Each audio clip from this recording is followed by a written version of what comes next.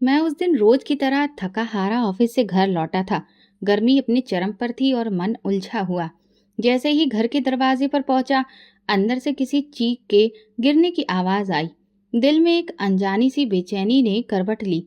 जल्दी से दरवाजा खोला और सीधा माँ के कमरे की तरफ दौड़ा। माँ हमेशा की तरह चारपाई पर लेटी थी, मगर आज उनकी आंखों में कुछ और ही था।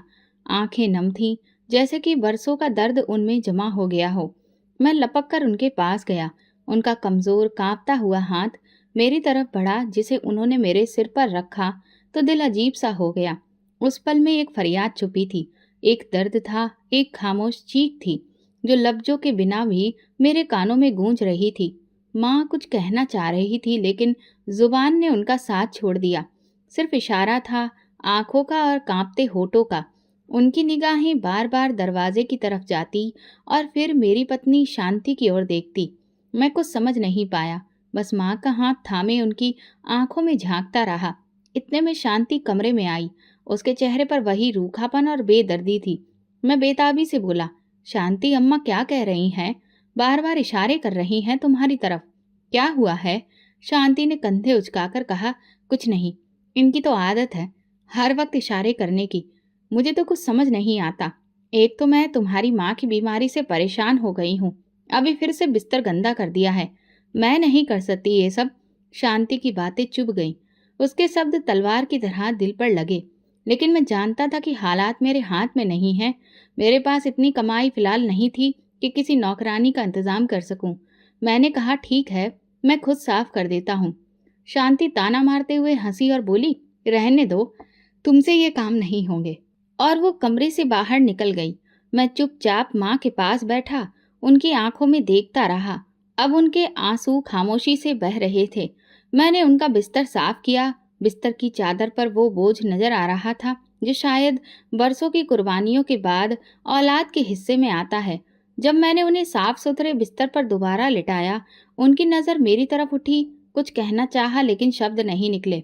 उन्होंने अपनी कमजोर उंगली से बिस्तर पर कुछ लिखने की कोशिश की, जैसे कोई निशान बनाना चाहती हो। मैं समझने की कोशिश करता रहा, लेकिन कुछ समझ नहीं पाया। मैंने उनका हाथ थामा और कहा, अम्मा, आप कुछ कहना चाह रही हैं? बताइए ना, क्या बात है? उन्होंने धीरे से उस दिशा में इशारा किया जिधर शांति गई थी, और फिर अपने होठों पर उंगली रखी, जैसे कहना चाहती हूँ, चुप रहो, कुछ मत बोलो। उस पल मेरे वजूद में घबराहट दौड़ गई। मेरी माँ जो हमेशा हक की बात करती थी, आज मुझसे कुछ छुपा रही थी या छुपाने पर मजबूर थी। दिल में सवालों का तूफान उठ खड़ा हुआ। क्या वो शांति से डरती हैं? क्या वो मुझे कुछ बताना चाह रही है, लेकिन डर के कारण कह नहीं पा रही? मैंने उनके माथे को चूमा और कहा, अम्मा, कुछ भी हो, मैं हूं ना, सब संभाल लूंगा, आप फिक्र मत कीजिए। लेकिन उनकी नजरें कह रही थीं, तुम बहुत देर कर चुके हो अजय। उस रात मैं सो नहीं सका। दिल के अंदर एक बोझ, एक अजीब सी बेचैनी थी। शांति सो चुकी थी, लेकिन मैं माँ के कमरे में जाकर उनके पास बैठ गया। वो सो रही थी, लेकिन नींद में भी उनकी भौहें सिकुड़ी हुई थीं, जैसे कोई दर्द अंदर ही अंदर उन्हें कचोट रहा हो। कुछ दिनों से मेरे दिल में एक अनजानी सी बेचैनी बस गई थी। कुछ ऐसा जो नजर नहीं आता, लेकिन हर पल महसूस होता। माँ की आंखों में छुपा दर्द, उनके कांपते हाथ, और सबसे बढ़कर वो पल जब शांति कमरे में आती है और अम्मा जैसे हलचल करना ही भूल जाती है। मैं ये सब देख रहा था, लेकिन शायद समझने के लिए तैयार नहीं था। एक शाम ऑफिस से लौटते हुए जैसे ही दरवाजे पर पहुंचा, अंदर से फिर कोई हल्की सी आवाज सुनाई दी। मैं तेजी से माँ के कमरे की ओर बढ़ा। दरवाजा धीरे से खोला तो देखा, माँ की आंखें नम थीं। वो छत को देख रही थीं, जैसे वहां कुछ लिखा हो जो सिर्फ वही पढ़ सकती हो। मैं उनके पास जाकर बैठ गया। उनका हाथ अपने हाथ में लिया तो उसमें कपकपाहट महसूस हुई। मैंने प्यार से पूछा, अम्मा, कुछ कहना है? मैं सुन रहा हूँ। उन्होंने बड़ी हिम्मत करके बोलने की कोशिश की, जैसे कोई राज उनकी जुबान पर आया हो। लेकिन तभी शांति दरवाजे से अंदर आ गई और माँ की नजरें उस पर पड़ते ही वो बिल्कुल चुप हो गईं। मैं चौंक कर माँ की तरफ देखने लगा। उनकी आंखों में घबराहट थी, जैसे कि वो अपनी बातें छुपा रही हो। शांति ने हमेशा की तरह कुछ कपड़े और दवाइयाँ मेज पर रखी और कहा, दवा का वक्त हो गया है। अगर तुम्हारी बातें हो गई हो तो अम्मा को दवा दे दूं? मैंने इस बार किसी जासूसी अंदाज में कहा, मैं खुद दे देता हूँ। शांति ने थोड़ा चौंक कर मुझे देखा, लेकिन बिना कुछ कहे वापस पलट गई। माँ का चेहरा जैसे कुछ बोल रहा था। उनकी आंखों में एक सिकन सी छिपी थी, या शायद वो जैसे प्रार्थना कर रही थी।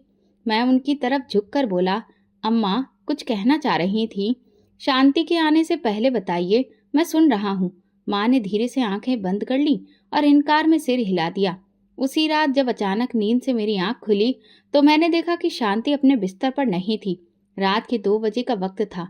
उस वक्त शांति कहाँ जा सकती है? मैं तुरंत कमरे से बाहर निकला। किचन से शांति के बोलने की आवाजें आ रही थी। वो छुपकर किसी से फोन पर बातें कर रही थी। हाँ, रोज रोज एक जैसा गाना हो गया है, एक जैसा रोना धोना। तंग आ गई हूं मैं। कब तक उनके बिस्तर धोती रहूं? तुम समझते क्यों नहीं हो? मैं इंसान हूं, कोई फरिश्ता नहीं हूं। बस वो औरत मर क्यों नहीं जाती? मेरे कदम वहीं जम गए। दिल जैसे फट गया हो। मैं वापस पलटा तो पांव कांप रहे थे। माँ की तरफ गया तो वो जाग रही थी। आंखों से खामोश आंसू बह रहे थे। मैंने कुछ नहीं कहा, सिर्फ उनके पास बैठा रहा। कुछ देर बाद माँ ने बड़ी मुश्किल से मेरी उंगली पकड़ी और अपनी तरफ खींचा।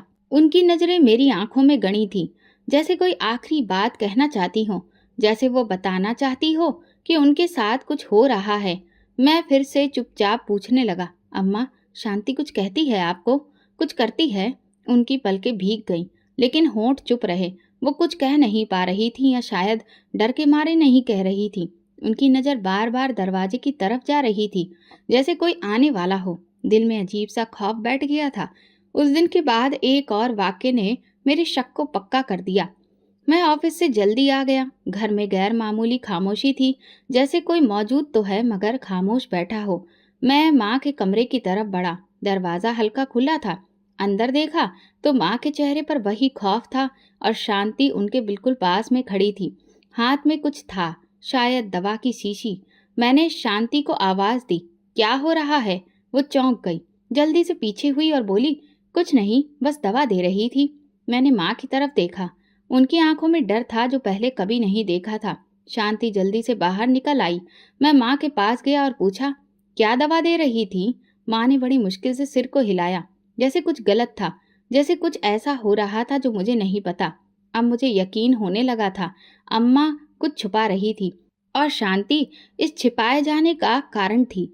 मेरी माँ जो हमेशा मुझे हर दुख से बचाती थी, अब खौफ के साए में लिपटी चुप थी। और मैं, एक बेटा जो शायद बहुत देर से जगा था।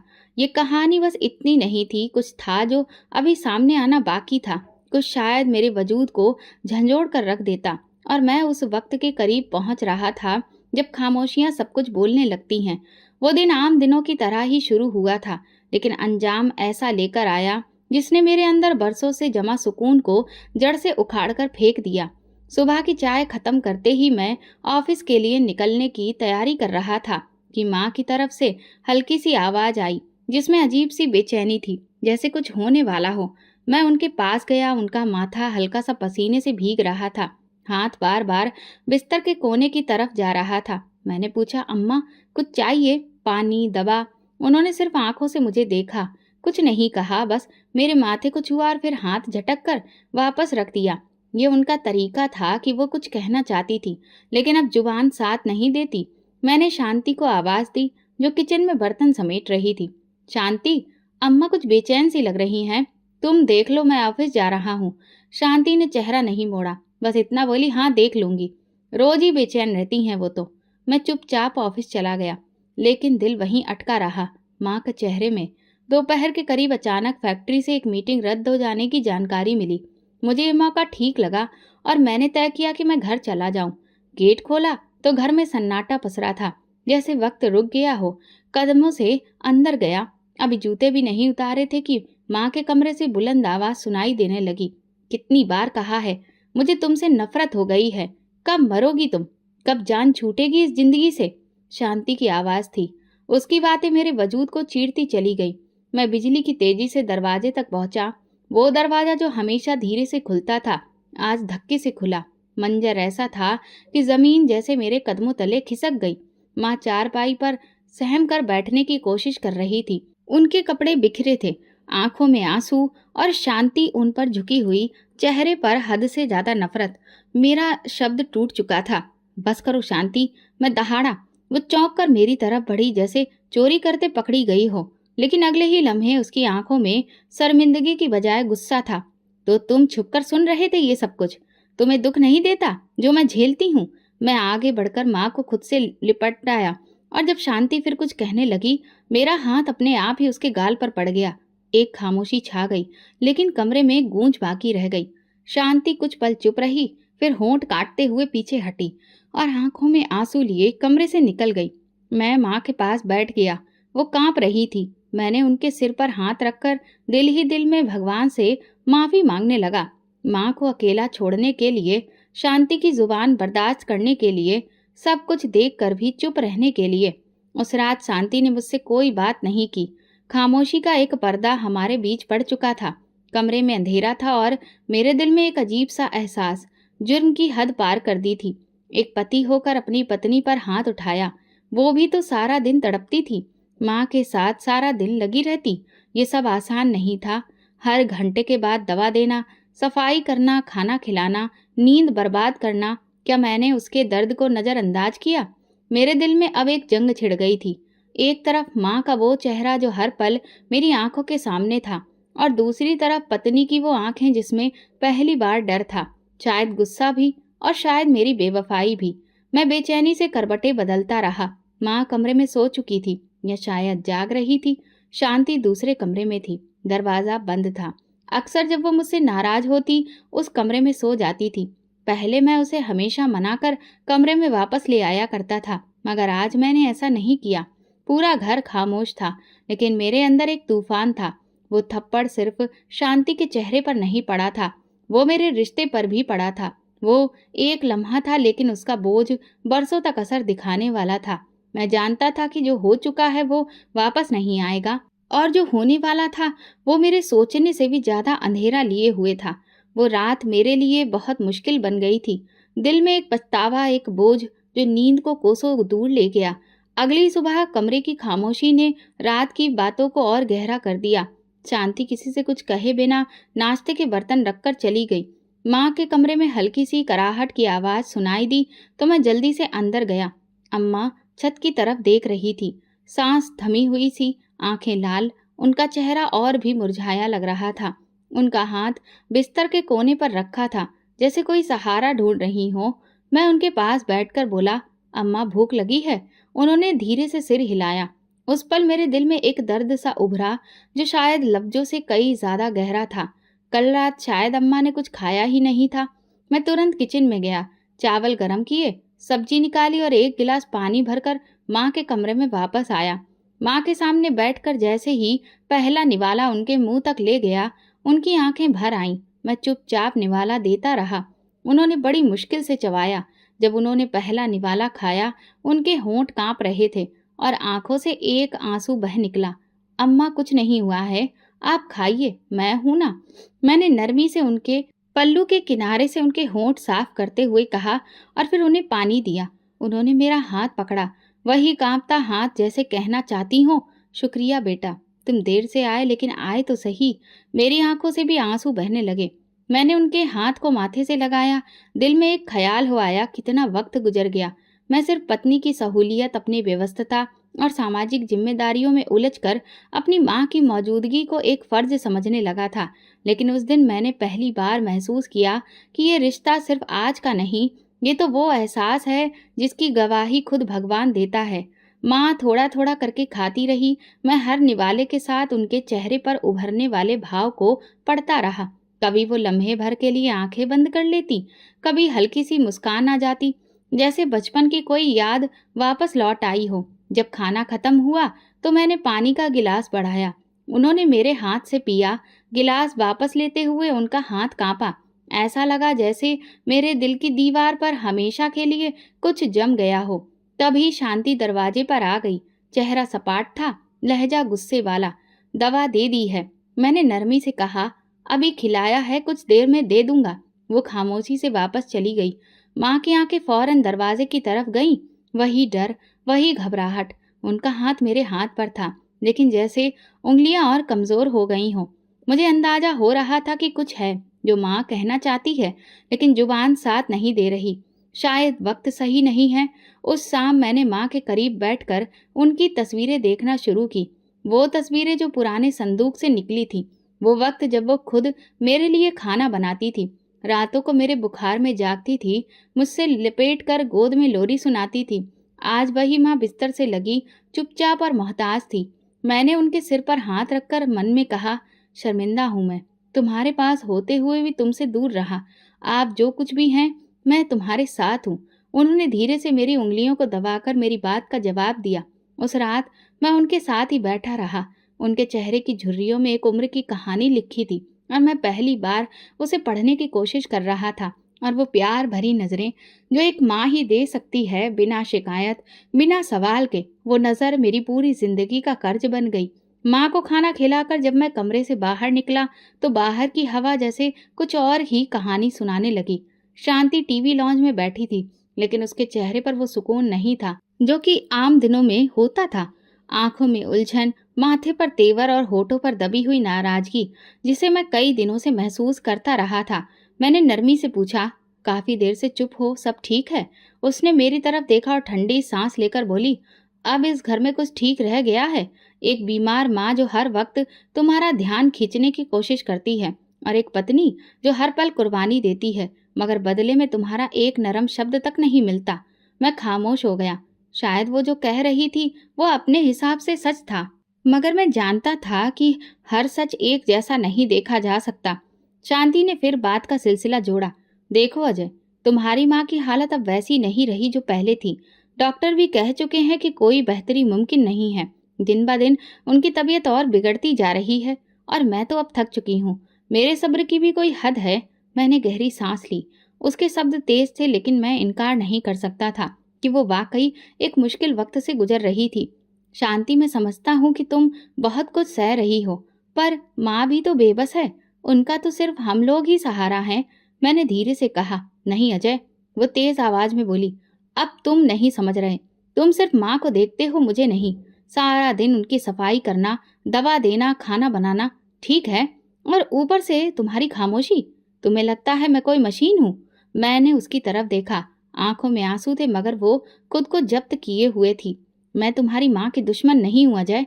मैं भी उनकी सेवा कर रही हूँ, दिन रात जागती हूँ, लेकिन अब हर दिन एक जैसा हो गया है। एक सी थकान, एक सी खामोशी। उसकी बातें मेरी रगों में घूमने लगी। क्या वाकई मैं इतना बेखबर रहा? क्या मैंने सिर्फ माँ का दुख देखा और शांति की खामोश चीखों को नजरअंदाज कर दिया? एक पति होने के नाते क्या मैंने इंसाफ किया?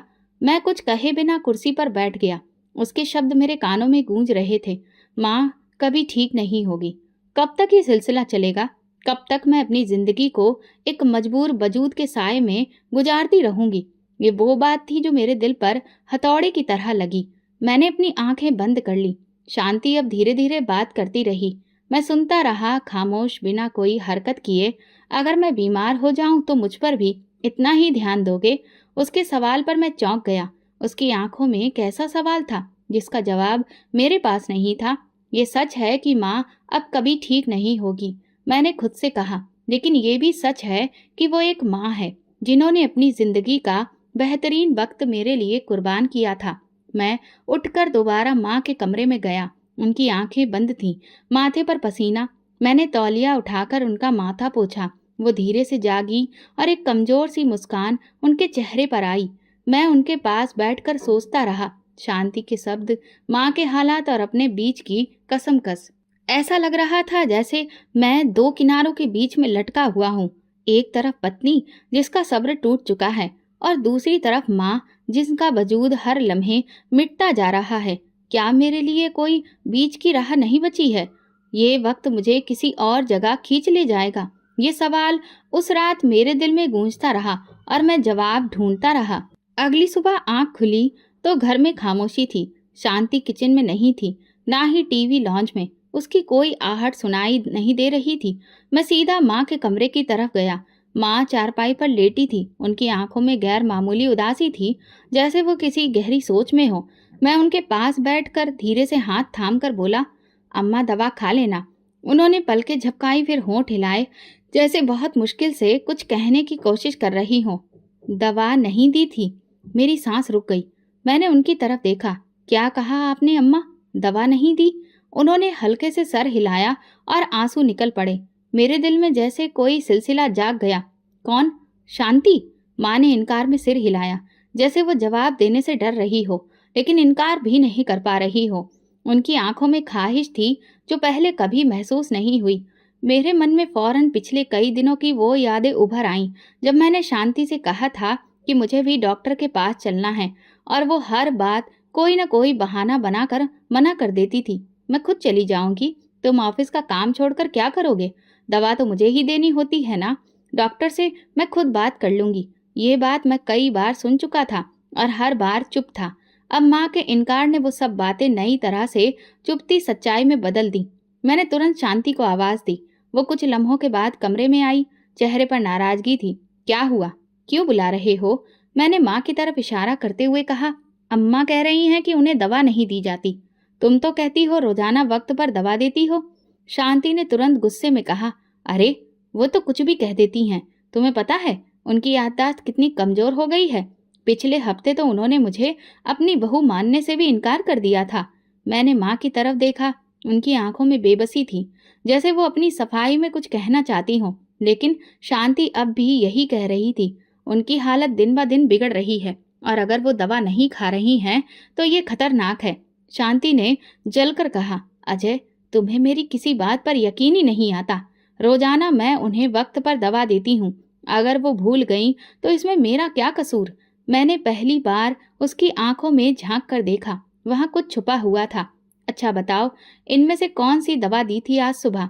मैंने नरमी से पूछा। वो एक पल को रुकी, फिर बोली, वही वाली जो डॉक्टर ने पिछली बार दी थी। तुम्हें क्या पता, तुम तो साथ भी नहीं गए थे। मैं चुप हो गया। ये सच था, मैं कभी साथ गया ही नहीं था। हर बार जब भी डॉक्टर के पास जाने का वक्त होता, शांति अकेले ही चली जाती थी। मैं कई बार बोला कि चलो, मैं भी चलता हूँ, बात करनी है डॉक्टर से, मगर हमेशा जवाब एक जैसा होता, मैं संभाल लूंगी, तुम्हारी फैक्ट्री का काम ज्यादा जरूरी है। तब मुझे ये बात जिम्मेदारी की लगती थी। आज वही बात छुपाने की कोशिश लग रही थी। मैं उठा और माँ की दवाइयों की अलमारी की तरफ गया। एक पुरानी चीज जिस पर दवा की तारीख 2 महीने पुरानी थी, अभी भी आधी भरी पड़ी थी और बाकी पैकेट खोले ही नहीं गए थे।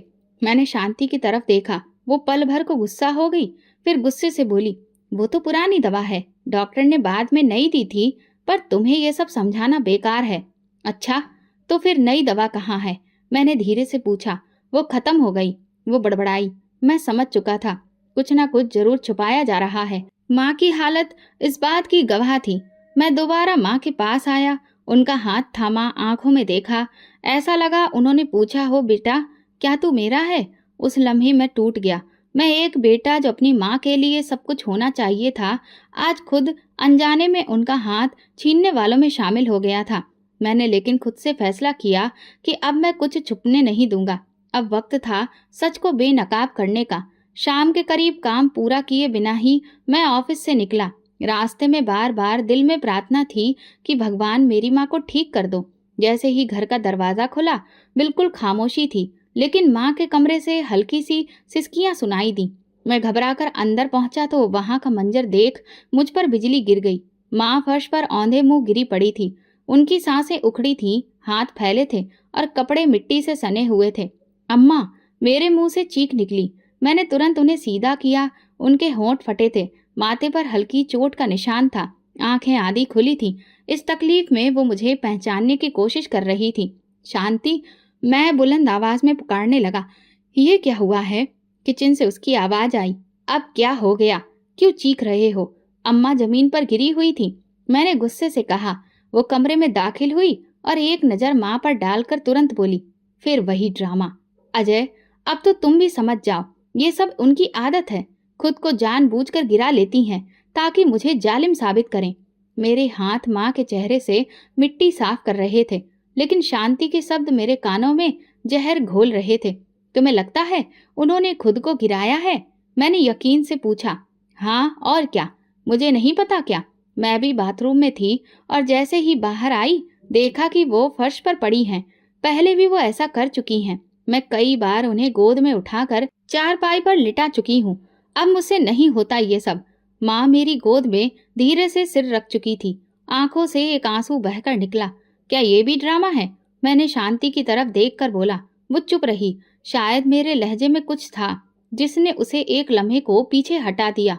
मैंने माँ को आराम से उठाकर चारपाई पर लिटाया। उनकी हड्डियों से अजीब सी आवाज आ रही थी, जैसे पूरा वजूद टूट चुका हो।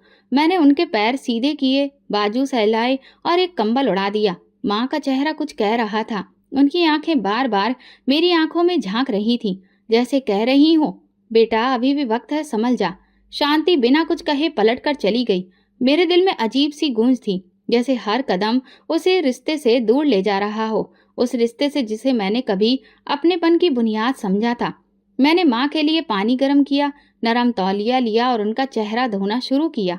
चोट का निशान गहरा होता जा रहा था। हर धोए जाने वाले धब्बे के साथ मेरे दिल पर एक नया दाग लग रहा था। मैंने प्यार से पूछा, अम्मा बताइए ना, गिर कैसे गईं? फिर उनकी आंखों में आंसू आए, लेकिन होंठ बंद रहे। उन्होंने धीरे से सिर हिलाया, जैसे कह रही हो, अब देर हो चुकी है। मैं अंदर से टूट चुका था। उसी रात शांति ने मेरे सामने आकर सिर्फ इतना कहा, देखो अजय, अगर तुम्हें मेरी बातों पर भरोसा नहीं तो बेहतर है कि तुम खुद संभालो अपनी माँ को। मैं अब ये सब नहीं कर सकती। वो मुझे पसंद नहीं करती, हमेशा तुम्हारे सामने खुद को लाचार बनाकर दिखाती हैं। तुम मेरी बात सुनने की बजाय उनका दुख देखते हो। मैंने कोई जवाब नहीं दिया। रात के पिछले पहर जब सारा घर नींद में था, मैं माँ के बिस्तर के पास बैठा उनके चेहरे को देख रहा था। सुबह हुई तो मैंने माँ के लिए नरम खिचड़ी बनाई, खुद उन्हें खिलाई, दवा दी और खुद से वादा किया कि अब उन्हें अकेला नहीं छोड़ूंगा। लेकिन दिल के किसी कोने में गूंजता डर चुपचाप बैठा था, जो मुझसे कह रहा था कि क्या तुम संभाल पाओगे? क्या शांति ये सब बर्दाश्त करेगी? थोड़ी देर बाद शांति मेरे पास आई। उसके चेहरे पर थकान के साथ कोई फैसला झलक रहा था। वो बोली, अजय, क्या हम अपनी जिंदगी को यूं ही गुजारते रहेंगे, रोज अम्मा के साय में, उनकी बीमारी में, उनके दुख में? मैंने नरमी से कहा, ये जिंदगी उनकी दी हुई है। अगर अब उनका वक्त है कि वो हम पर बोझ बने तो क्या हम उनसे मुंह मोड़ लें? वो गहरी सांस लेकर बोली, मेरी एक सहेली है रीमा, उसकी सास भी तुम्हारी अम्मा जैसी ही थी, बीमार, कमजोर, जिद्दी। रीमा भी ये सब कुछ सहती रही, मगर फिर उसने फैसला कर लिया कि वो खुद को बर्बाद नहीं करेगी। उसने अपनी सास को शहर के एक ओल्ड एज होम में छोड़ दिया। मेरे दिल में झटका सा लगा। मैं चौंक कर उसकी तरफ देखा। क्या मतलब? तुम कह रही हो कि मैं अम्मा को? हाँ अजय, मेरी बात पूरी सुनो। रीमा की सास अब वहाँ खुश हैं। उन्हें दिन भर नौकर लोग देखते हैं, वक्त पर दवा मिलती है, और अब जब उनसे बात होती है तो रीमा और उसका पति भी खुश है। जिंदगी में सुकून आ गया है। मैंने नजर झुका ली। शब्द मेरे गले में अटक गए।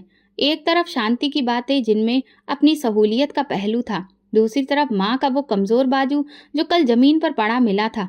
क्या मुझे भी लगने लगा है कि अम्मा वहाँ खुश रहेंगी? शांति ने कंधे पर हाथ रखकर कहा, हमारी जिंदगी भी कोई जिंदगी है? दिन रात दबा, सफाई, रोना, जिद, और तुम हमेशा उनके आस पास रहते हो। हमारा कोई हक नहीं? क्या मेरी जिंदगी का कोई मकसद नहीं? मैं चुप रहा।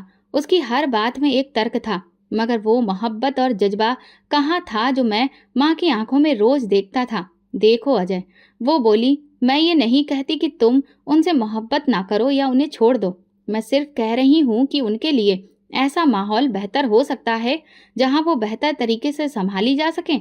हम अकेले कब तक निभाएंगे? मैंने गहरी सांस ली और दिल में सोचा, क्या मैं सच में थक गया हूँ? जिस्मानी नहीं, जज्बातों के तौर पर। हर दिन एक नई तरह से शुरू होता था, और ये सच था कि अम्मा की तबीयत बेहतर नहीं हो रही थी, बल्कि बिगड़ रही थी, और मेरे पास अब कोई हल नहीं था। उस रात जब मैं माँ के पास गया, वो जाग रही थी। उन्होंने मुझे देखा जैसे सब समझ गई हो। उन्होंने मेरा हाथ धीरे से दबाया, पलकें झपकाकर जैसे इजाजत दी हो। मेरे दिल में तूफान उठा। क्या अब वो समझ गई कि उन्हें घर से जाना होगा, या वो मुझ पर भरोसा करके बेफिक्र थी? शांति की बातें व्यवहारिक थीं, मगर माँ का चेहरा सच पर सवाल था। मैंने खुद को एक भावनाओं के भंवर में फंसा हुआ महसूस किया। हर जवाब के साथ एक नई उलझन सामने आई, और उन सबके बीच अजय, एक बेटा, एक पति, एक इंसान जो दो रिश्तों के बीच टुकड़ा टुकड़ा हो रहा था। मैंने कोई फैसला नहीं किया। उस रात बहुत देर तक माँ का हाथ थामे, आंखें बंद किए बैठा रहा।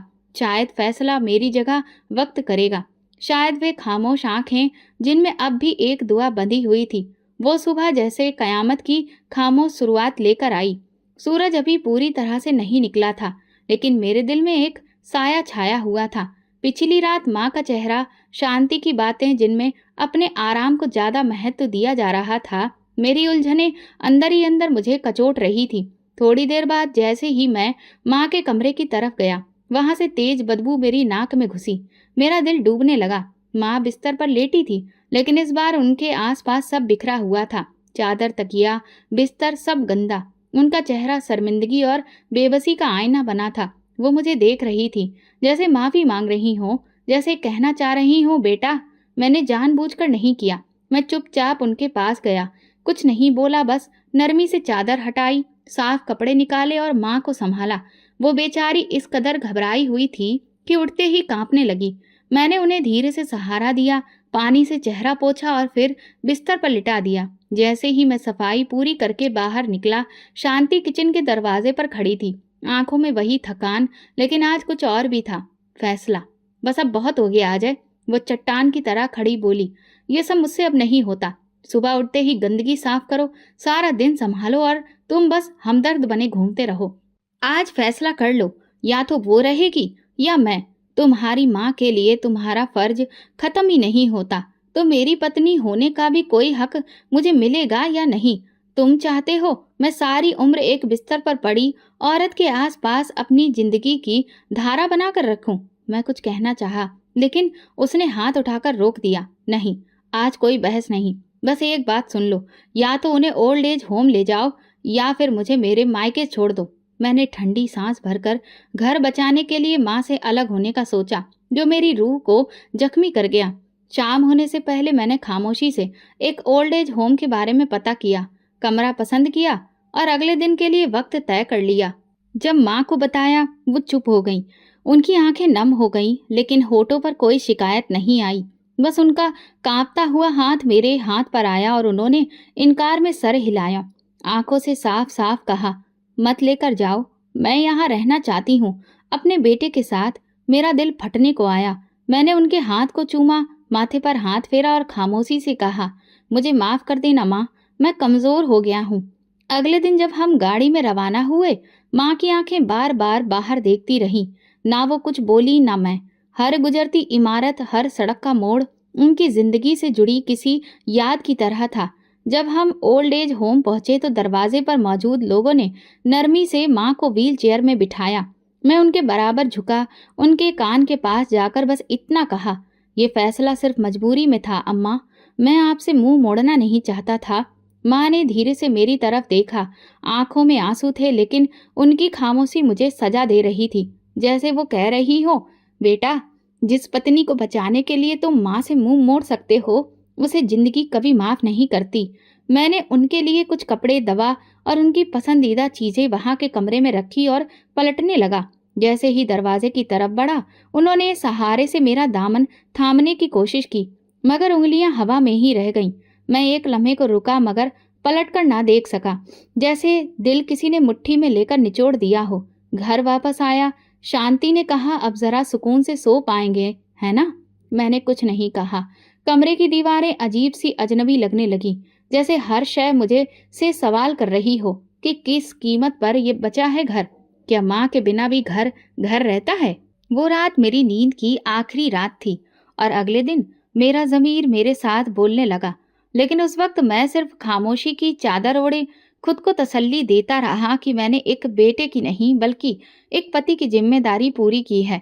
हालांकि अंदर से अच्छी तरह जानता था कि मैं दोनों में से कोई भी जिम्मेदारी नहीं निभा पाया। माँ को ओल्ड एज होम छोड़कर आए कुछ ही दिन गुजरे थे, मगर वो दिन मुझे बरसों की तरह महसूस होने लगा। शांति के चेहरे पर एक अजीब सा सुकून नजर आ रहा था, जैसे उसने किसी बोझ से जान छुड़ाई हो। घर में खामोशी कुछ ज्यादा हो गई थी और मैं उसी खामोशी में अपने ज़मीर की आवाज को दबाता जा रहा था। एक शाम जब मैं स्टोर रूम की पुरानी चीजें देख रहा था, अचानक एक पुराना टीन का डिब्बा मेरे हाथ लगा। उस पर माँ के हाथ से लिखा हुआ एक छोटा सा लेबल था, दवाइयाँ। सुबह शाम रात दिल धड़कने लगा। मैंने डिब्बा खोला। अंदर वही दवाइयाँ थी जो डॉक्टर ने कई हफ्ते पहले माँ को दी थी। और कुछ तो पैकेट ऐसे थे जो बिल्कुल वैसे के वैसे ही बंद थे। कुछ की तारीख गुजर चुकी थी और कुछ बोतलें तो खुली ही नहीं थी। मेरी आंखें खुली की खुली रह गईं। ये कैसे हो सकता है? शांति तो कहती थी कि रोज दवा देती है। दिल में एक सांप रेंग गया। मैंने शांति को आवाज दी। वो किचन में खड़ी चाय बना रही थी। मैंने हाथ में वो डिब्बा उठाया और उसके सामने रखा। ये देखो, माँ की दवाइयाँ सब की सब वैसे के वैसी क्यों पड़ी हैं? तुम तो कहती थी कि दवा खत्म हो गई थी, नई लाई थी। उसने एक लम्हे खाली आंखों से डिब्बा देखा, फिर चेहरे पर बड़ी मासूमियत लाते हुए बोली, अरे ये पुरानी दवाइयाँ हैं। डॉक्टर ने बाद में कुछ दवाइयाँ बदल दी थी, मैं वो लाई थी। ये सब पुरानी थी इसलिए रख दी थी। मैं शक भरी नजर से उसकी तरफ देखने लगा। मगर तुमने तो कभी नहीं बताया कि दवा बदली थी। जब मैंने पूछा तो तुमने कहा था सब कुछ वक्त पर दिया जा रहा है। वो झल्लाकर बोली, अजय, तुम्हें हमेशा मुझ पर शक ही करना है ना? अब अगर मैंने अलग रख दी थी तो क्या हुआ? हर बात का हिसाब देना पड़ेगा मुझे। मैं चुप हो गया, लेकिन अंदर से बेचैन मन की हालत दिन ब दिन बिगड़ रही थी और मैं अंधों की तरह भरोसा करता रहा। मेरी आंखों के सामने वो लम्हा घूम गया जब माँ ने बेहोश होकर सिर हिलाया था। मैंने टूटे शब्दों में कहा था, दवा नहीं देती। जब तब मैंने उनकी कमजोरी को याददाश्त की भूल समझा, लेकिन अब हकीकत किसी और तरफ जा रही थी। मैंने तुरंत अपनी गाड़ी निकाली और ओल्ड एज होम पहुंचा। माँ बगीचे में व्हीलचेयर पर बैठी थी। धूप में उनका चेहरा चमक रहा था। मुझे देखते ही उनकी आंखों में चमक सी आ गई, जैसे वर्षों बाद कोई अपना नजर आया हो। मैं उनके पास जाकर पहुंचा, उनके पैर छुए, उनके हाथ थामे और उनकी हड्डियों की गर्माहट महसूस की। उनके प्यार में वो ममता थी जो मैंने हमेशा महसूस की थी। अम्मा, दवाई वक्त पर मिल रही है? मैंने नरमी से पूछा। उन्होंने धीरे से पलकें झुकाई, फिर सिर हिलाया। पहले नहीं। उनके होठों से बस इतना निकला। मेरी रूह कांप गई। किसने नहीं दी? मैं पूछना चाहता था, लेकिन उनकी सांसें तेज हो गईं, जैसे डर फिर से लौट आया हो। मैंने तसल्ली दी, पानी पिलाया और उनके साथ कुछ वक्त बैठा रहा। मैंने महसूस किया माँ कुछ कहना चाह रही है, लेकिन जुबान साथ नहीं दे रही। वापसी पर मैं सीधा उस डॉक्टर के क्लिनिक गया जहाँ माँ को शांति ले जाया करती थी। मैंने पुराना रिकॉर्ड निकलवाया, दवाओं की पुरानी लिस्ट देखी और फिर जो देखा उसने मेरे अंदर की बुनियाद हिला दी। डॉक्टर ने जो दवाएं दी थी वही थी जो उस डिब्बे में सुरक्षित रखी थी। कहीं कोई भी दवा बदली नहीं गई थी। मैंने धीरे से डॉक्टर से पूछा, क्या कभी दवा बदली गई थी? डॉक्टर ने इनकार में सिर हिलाया। नहीं, आपकी माँ की हालत ऐसी नहीं थी। दवा में बदलाव की जरूरत ही नहीं थी। जो चल रहा था वही रूटीन था जब तक वो हमारे यहाँ इलाज कर रही थी। मेरी भुट्टियां भीज गईं। इसका मतलब शांति ने झूठ बोला था। माँ को दवाएं वक्त पर नहीं दी गईं। मैं जिस पर सबसे ज्यादा भरोसा करता था उसी ने मेरी माँ की सेहत के साथ खेल खेला था। घर जाकर मैंने शांति के सामने डॉक्टर की फाइल रख दी। वो रंग बदलते चेहरे के साथ बोली, तो तुम वाकई मुझे जालिम समझते हो? तुम्हारे लिए तुम्हारी माँ सब कुछ है और मैं सिर्फ एक मुजरिम? ठीक है, मैं गलत थी। मैंने कुछ वक्त दवा में ढिलाई की, मगर क्या मैंने बात को बीच में काटते हुए कहा, शांति, तुम्हें मेरी माँ पर रहम नहीं आया? तुमने उनकी जिंदगी के साथ खेल खेला और मुझे अंधेरे में रखा। वो चुप हो गई। मैं अपनी माँ की हर उस मुश्किल घड़ी को महसूस करता रहा। मेरी आंखों में आंसू आ गए। माँ कितनी बार कुछ कहना चाहती थी और मैं उनकी खामोशी को समझने की बजाय दूसरों की बातों पर यकीन करता रहा। अब जब सब कुछ सामने आ चुका था, बस एक सवाल रह गया था, क्या वक्त मुझे वो सब लौटा सकता था जो मैं अपनी माँ से छीन चुका था? शायद नहीं। लेकिन यह हादसा मेरी बाकी जिंदगी का सबसे गहरा निशान बन गया। माँ की दवाइयों का राज जब बेनकाब हुआ, मेरे अंदर कुछ टूट गया। मैंने फैसला कर लिया कि मैं अब और चुप नहीं रहूंगा। अगले दिन माँ को ओल्ड एज होम से वापस लाने की तैयारी शुरू कर दी। उन्हें वापस घर लाकर उनकी सेवा करना चाहता था। शायद वक्त के कुछ जख्म भर सकूं, मगर कुदरत शायद मेरे इरादों की परीक्षा के लिए कुछ और ही मंसूबा बना चुकी थी। एक सुबह जैसे ही मैं फैक्ट्री पहुंचा, गार्ड ने बदहवासी में दरवाजा खोला। साहब, अंदर आग लग गई है। मेरी आंखों के सामने अंधेरा छा गया। मैं पागलों की तरह अंदर दौड़ा। गोदाम की पिछली दीवार की तरफ शोले हवा में जोर जोर से उठ रहे थे। सब लोग कोशिश कर रहे थे। फायर ब्रिगेड को कॉल की जा चुकी थी, लेकिन बहुत देर हो चुकी थी। जो बचाया जा सकता था वो सिर्फ राख का ढेर बन चुका था। मेरी बरसों की मेहनत, रातों की नींद सपने सब कुछ आंखों के सामने जल रहा था। उसे एक हादसे ने मुझे अंदर से बेखेर कर रख दिया। कुछ दिन तो जैसे मैं खुद को यकीन दिलाने में लगा रहा, शायद नुकसान काबू में आ जाए, शायद इंश्योरेंस कुछ बचा ले, शायद कोई मेरा हाथ थाम ले। लेकिन सारी उम्मीदें, सारे रास्ते धीरे धीरे बंद होने लगे। फिर वो दिन आया जब मेरा शरीर भी उस सदमे को सह ना सका। एक रात तेज सर दर्द के बाद मेरी नजर धुंधली हो गई, हाथ कांपने लगे और शरीर बेकाबू होकर फर्श पर जा गिरा। होश आया तो अस्पताल में था। डॉक्टर ने मेरी पत्नी को बाहर बुलाया, फिर आकर मेरे पास धीरे से बोले, अजय साहब, आपको हल्का सा पैरालिसिस हुआ है। कुछ दिनों की फिजियोथेरेपी, दवा और आराम से आप ठीक हो सकते हैं, लेकिन आपको बहुत एहतियात बरतनी होगी। मैंने आंखें बंद कर ली, दिल जैसे चीर गया हो। शरीर के साथ साथ अब मेरे सपने भी बिखरने लगे थे। 2 दिन बाद शांति मेरे सामने आई। उसके चेहरे पर वो नरमी नहीं थी जिसकी मुझे जरूरत थी। वो कुछ पल चुप रही, फिर बोली, मैं तुम्हारी माँ की सेवा से निकल ही पाई थी और अब तुम्हारी जिम्मेदारी मैं नहीं निभा सकती। मैं यहाँ तुम्हें लाचार होकर देखने नहीं आई थी। मैंने भी एक जिंदगी का सपना देखा था और तुमने मुझे दुखों के सिवाय और कुछ भी नहीं दिया है। मैं कुछ बोल ना सका। उसकी नजरें देखता रहा। जवाब अजनबीपन से भरा था। कुछ दिन गुजरे, वो घर आई, खाना रखती, दवाई देती और फिर गायब हो जाती। एक रोज जब मैं किसी और की मदद से ये चलने की सोच रहा था, घर में मुझे सुनाई दिया। दरवाजे पर उसका एक दोस्त, जिसकी नजरों में मैं पहले से ही चुभता हुआ महसूस होता था, वहां पर बैठा हंस रहा था। शांति अंदर आई और बड़े ही सुकून से बोली, मैंने तलाक के लिए अर्जी दे दी है। तुम्हारे साथ जिंदगी गुजारने का कोई फायदा नहीं। अब मैं उससे शादी करने जा रही हूँ जिसके साथ मैं सच में खुश रह सकती हूँ। वो मुझे तुम्हारी तरह बोझ नहीं समझेगा। मेरा दिल जैसे फट गया हो। हाँ, अब मैं एक ऐसा बेटा था जिसने अपनी माँ को छोड़ा, एक ऐसा पति जो अपनी बीबी के साथ निभा नहीं सका, और एक ऐसा इंसान जो खुद को भी नहीं बचा सका। जब शांति ने आखिरी बार दरवाजा बंद किया तो मुझे महसूस हुआ जैसे पूरा घर खाली हो गया हो। न माँ थी, न पत्नी, न कारोबार, न सेहत। मैं तो बस एक परछाई बनकर रह गया। एक ऐसी परछाई जो रोशनी के पीछे भागते भागते खुद धुंधली हो गई। मैं बिस्तर पर लेटा छत को देख रहा था। दिल में बस यही ख्वाहिश थी, काश मैं अपनी माँ से माफी मांग सकता। काश वो एक बार मेरा हाथ थाम कर कहती, बेटा मैं तुम्हें माफ कर चुकी हूँ। लेकिन मेरे साथ अब सिर्फ खामोशी थी और कुछ अनकहे शब्द जो आंखों से बहने की बजाय मेरी तकिए में जमा हो रहे थे और शायद किसी दुआ की सूरत में ऊपर जा रहे थे, शायद मेरी माँ तक पहुंच रहे थे।